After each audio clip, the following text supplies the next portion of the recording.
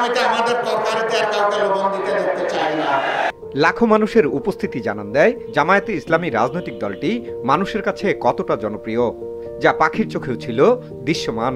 এ প্রান্ত থেকে অপর প্রান্ত পর্যন্ত শুধু মানুষ আর মানুষ। নেতাকর্মীদের উপস্থিতিতে উচ্ছ্বাসে ফেটে পড়ে সমাবেশ স্থল।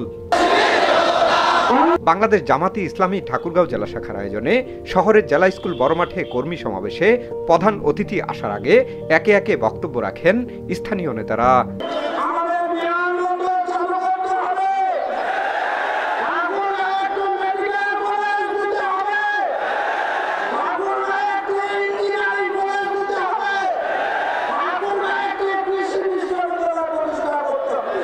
পরে বিকেল 4টার পর অনুষ্ঠানের প্রধান অতিথি বাংলাদেশ জামায়াতে ইসলামীর আমির ডাক্তার শফিকুর রহমান বক্তব্য দেন।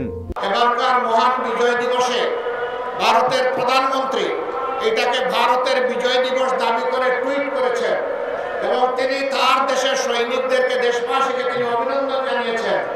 একটা শব্দ তিনি বাংলাদেশ নামে উচ্চারণ করেননি। আপনাদের চেতনা কোথায় ছিল? এই বিজয় কি বাংলাদেশের না ভারতের? আপনারা বলুন, এই বিজয় বাংলাদেশের না ভারতের? বাংলাদেশের যদি বিজয় হয়ে থাকে আর ভারতের প্রধানমন্ত্রী যদি এই বিজয় তাদের বলে দাবি করে, আপনারা চুপ কেন? আপনাদের চেতনা কোথায় যায় তখন? সীমান্তে যখন ফেলানির লাশ ঝুলে থাকে, আপনাদের চেতনা তখন কোথায় থাকে? দিনের পর দিন যখন নিরীহ মানুষকে বর্ডারে হত্যা করা হয়, তখন আপনাদের মুখ দিয়ে আওয়াজ বের হয় না। বরঞ্চ আপনাদের একসময় পররাষ্ট্রমন্ত্রী বলেছিল, সীমান্তে যারা বাংলাদেশি মারা যায় তারা দুষ্কৃতি করে। লজ্জা, জাতীয় লজ্জা।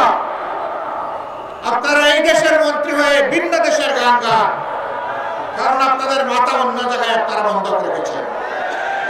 আমরা আমাদের প্রতিবেশী দেশের প্রতি সবসময় শ্রদ্ধাশীল থাকতে চাই এবং আমরা এও আশা করি তারাও আমাদের দেশের প্রতি শ্রদ্ধাশীল থাকবে। আমরা চাই আমাদের প্রতিবেশীরা শান্তিতে থাকুক, আবার আমরা চাই তারাই যেন আমাদের অশান্তির কারণ না হয়। কিন্তু মাঝে মধ্যেই তারা বাউন্ডারি ক্রস করে। বাংলাদেশের মসনদে কে বসবে, কে কার সাথে জোট বাঁধবে, কে সরকার গঠন করবে, তারা বাংলাদেশে এসে তরকারিতে লবণ দেয়। আমরা আগামীতে আমাদের তরকারিতে আর কাউকে লবণ দিতে দেখতে চাই না। আমাদের তরকারি আমরা পাকাবো। বাংলাদেশের মানুষ ঠিক করবে এখানে কে ক্ষমতায় আসবে আর কে ক্ষমতায় আসবে না।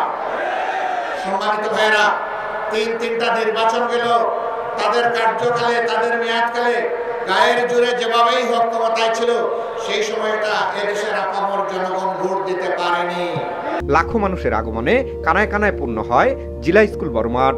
নেতাকর্মী ও উপস্থিত সাধারণের উদ্দেশ্যে একের পর এক বক্তব্য তুলে ধরে বলেন, আগামী 1 থেকে যদি বড় কোনো প্রকল্প আপনারা হাতে নিয়ে থাকেন, ঠাকুরগাঁও যেন এটা থেকে বাদ না।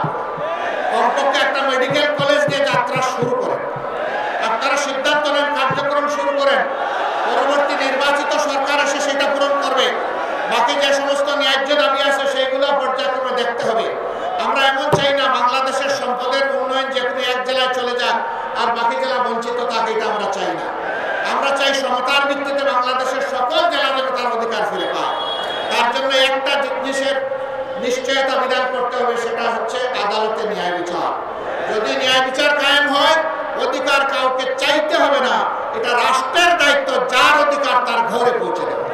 দেশ ও জাতির আশা আকাঙ্ক্ষার কথা তুলে ধরে তিনি বলেন, অন্য কেউ যদি সরকার গঠন করে, যদি আপনাদের সেই দাবি অপূরণ থেকে যায়, আপনারা যখন দাবি করবেন, আওয়াজ তুলবেন, আপনাদের হাতের সাথে হাত মিলিয়ে আমরা আওয়াজ তুলব ইনশাআল্লাহ।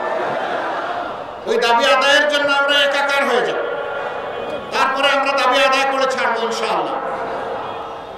সম্মানিত ভাইয়েরা, এটা শুধু ঠাকুরগাঁওর জন্য নয়, সারা বাংলাদেশের জন্য একই নীতি হওয়া উচিত।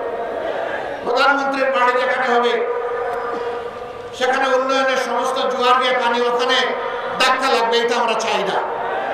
যিনি প্রধানমন্ত্রী হবেন, দেশের প্রত্যেক ইঞ্চি মাটিকে তার সম্মান করতে হবে, প্রত্যেকটি মানুষকে তার সম্মান করা লাগবে, তবেই তিনি দেশের প্রধানমন্ত্রী হিসেবে বিবেচিত হবেন। মন্ত্রী পরিষদের সদস্যরা কোনো এলাকার প্রতিনিধিত্ব করবেন না, সেই মন্ত্রণালয় সারা বাংলাদেশে তার যত কাজ আছে সব জায়গার প্রতিনিধিত্ব করবেন। সবশেষ একটি সমৃদ্ধ বাংলাদেশ গড়তে করণীয়র কথাও জানান তিনি। আমরা একটা বৈষম্যহীন দেশ চাই, চাঁদাবাজ মুক্ত দেশ চাই, অবৈধ দখলদার মুক্ত দেশ চাই, দুর্নীতি মুক্ত দেশ চাই, ঘুষ মুক্ত দেশ চাই এবং একটা সাম্যের বাংলাদেশ আমরা চাই, একটা মানবিক বাংলাদেশ চাই। সেই মানবিক বাংলাদেশের জন্য আমরা ইনশাআল্লাহ কাঁধে কাঁধ মিলিয়ে, হাতে হাত মিলিয়ে আমরা সামনের দিকে এগিয়ে যাবো। আল্লাহ আমাদেরকে কবুল করুন। কর্মী সমাবেশে ঠাকুরগাঁও জেলার 5টি উপজেলা সহ আশপাশের কয়েকটি জেলার মানুষের উপস্থিতিকে দারুণভাবে দেখছেন স্থানীয়রা।